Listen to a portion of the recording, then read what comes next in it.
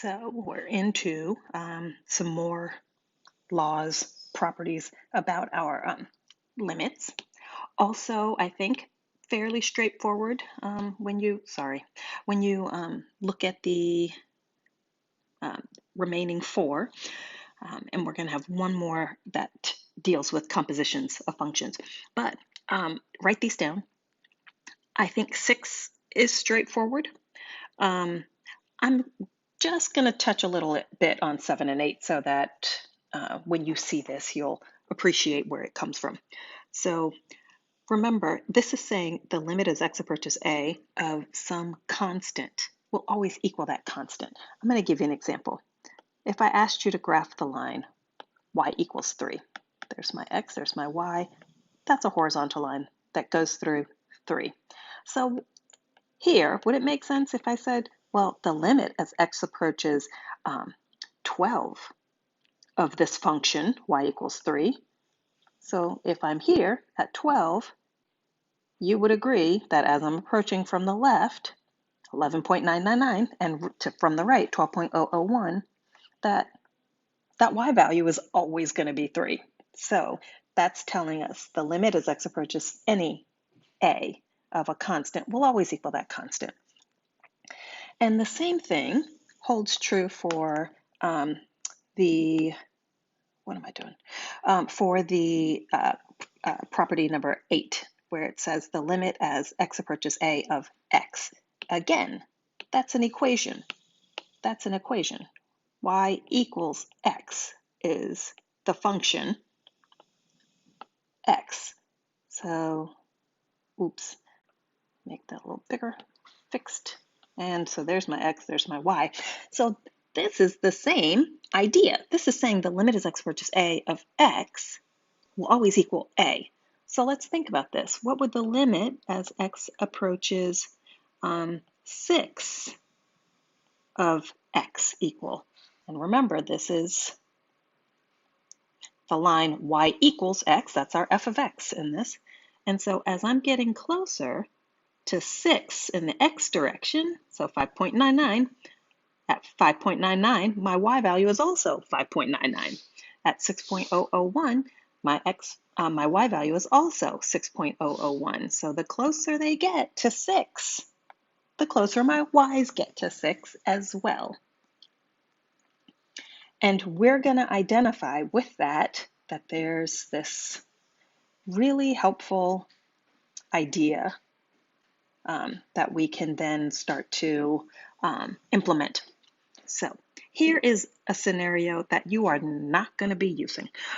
It's just sort of identifying and showing you how you could use all of these properties when they're sandwiched into one type of limit.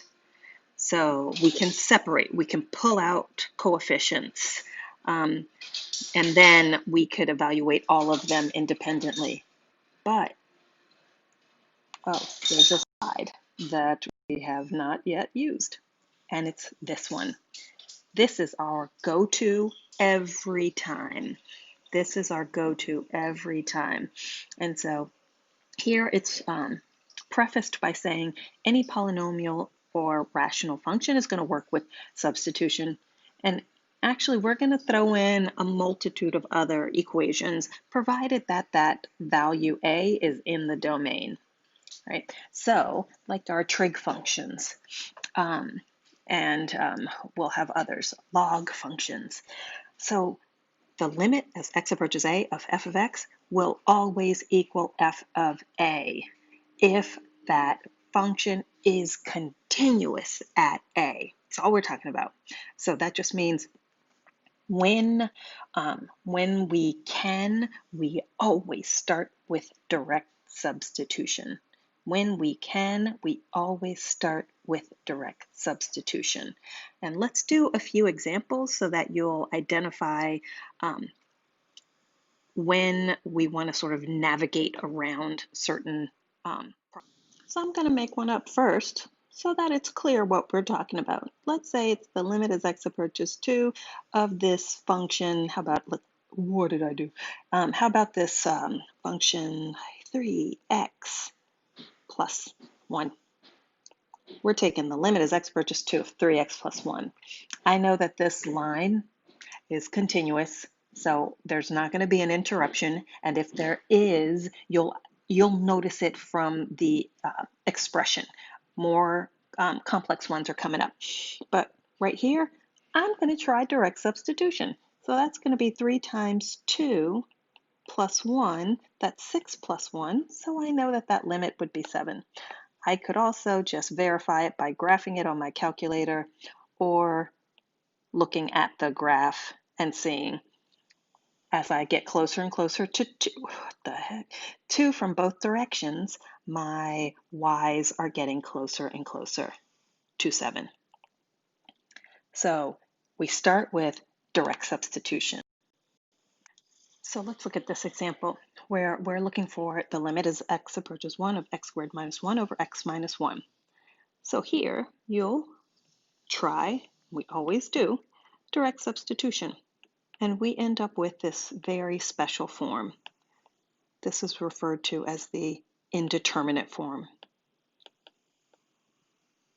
And I always just say, this is another way of saying, do more stuff. So it just means I can't tell you with this, but I know that you need to do something else, make it work. So direct substitution didn't work. So if we have a rational function that looks like this, and I'm hoping that you see this and your algebra brain is telling you, this is factorable. I'm going to try and factor this. So that's a difference of 2 squares up there. So we've got an x minus 1 times an x plus 1 from our x squared minus 1.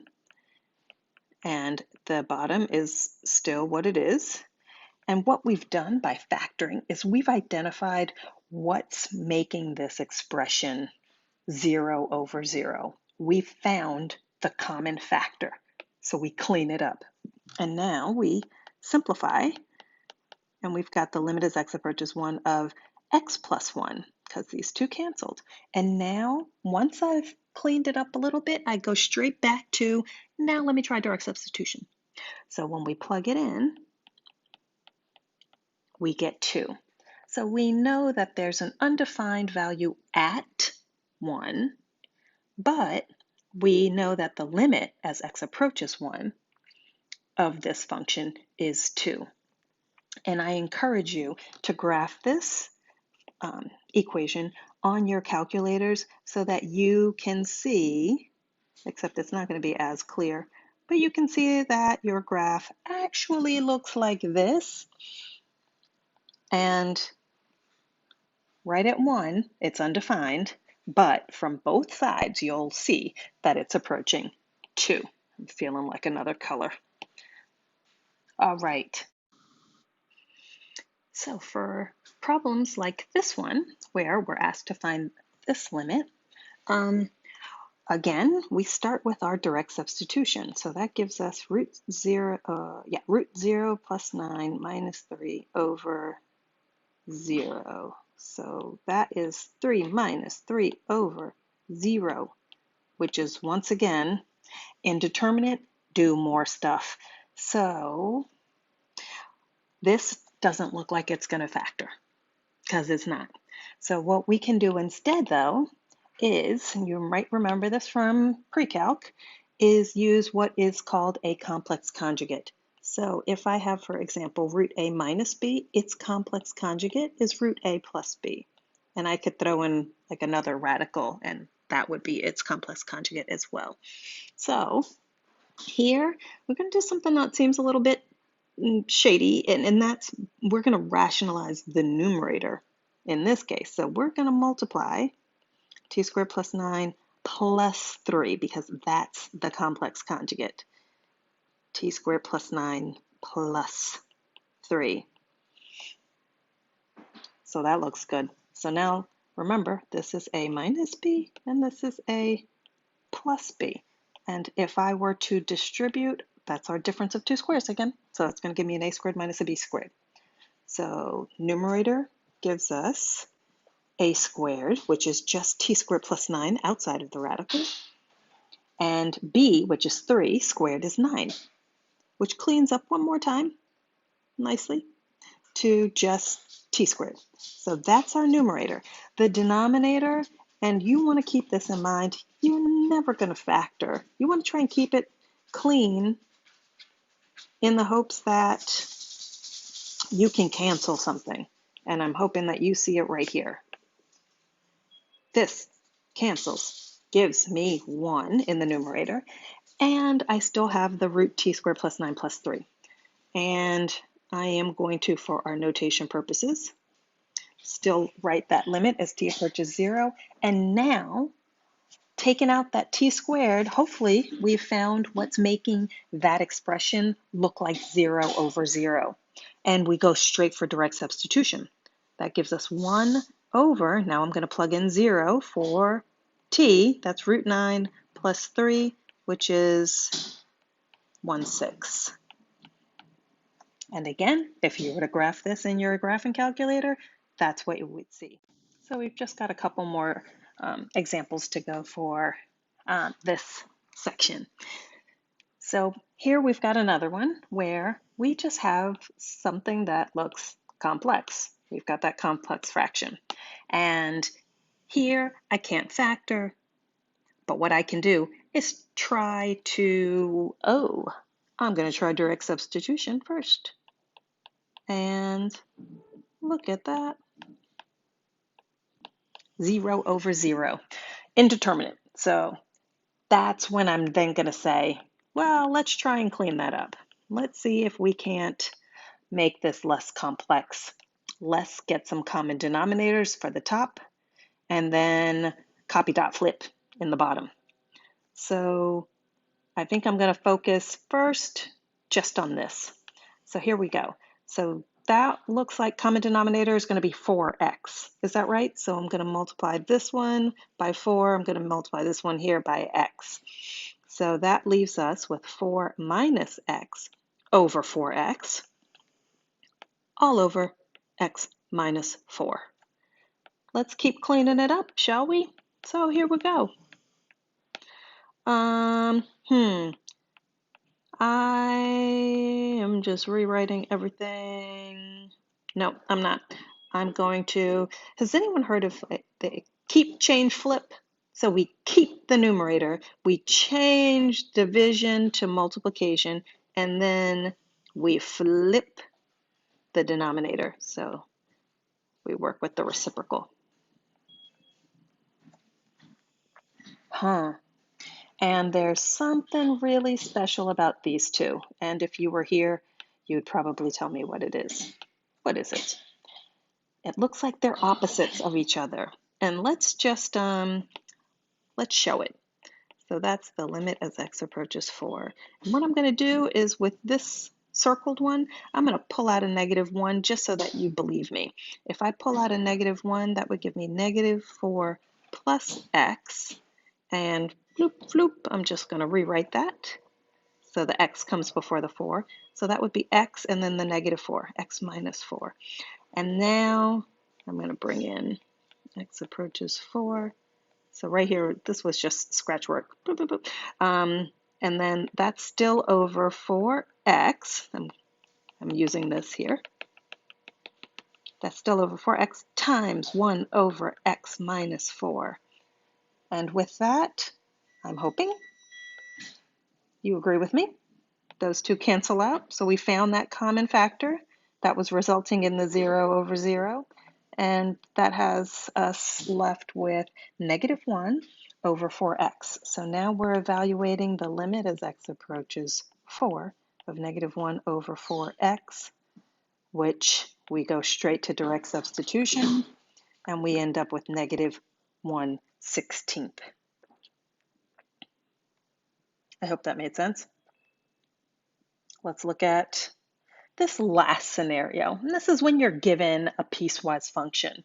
And they're asking you if that limit for this piecewise function as x approaches 4, and you'll see that that's where we use a different expression at 4, right? It starts for one, and then it ends for the other.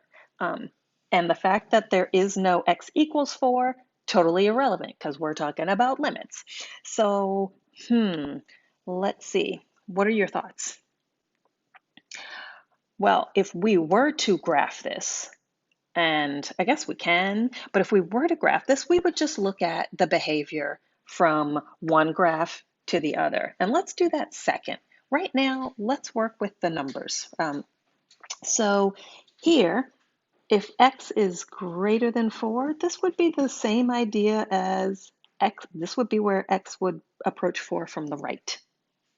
Here, it's x is less than 4, so I know that that bottom expression is where it would approach 4 from the left. So we're going to try direct substitution just to see, do both of these y values meet at the same place? So here we go. So let's take that limit as x approaches 4 for the top one. And so that would have been from the right. Is that right? Yep. And so what am I going to do? Oh, so I'm going to plug it in. So that's 4 minus 4. So that would be 0. Good to go. So then let's look at the limit as x approaches 4 from the left. And I'm going to try direct substitution. And that's 8 minus 8, which is also 0, which then means, yes, that limit exists. And it's, in fact, 0. And if we were to graph this, let's start with this one. For all values of x less than 4, we would graph the line 2x minus 8. And that's, negative 2x. So 8 minus 2x. So negative 2x, I'm thinking in terms of slope intercept, negative 2x plus 8. And so that would look like a y-intercept at 8 and my x at 4. So negative slope, this would be at 8.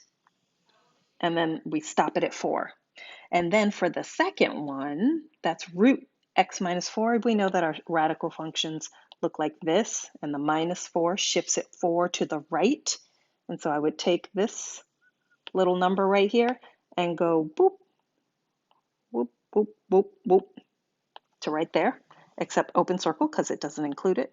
So this is what my graph of the piecewise function would look like. And so graphically, we would see that also, as I'm approaching 4 from both sides, my y values are approaching 0. Good stuff.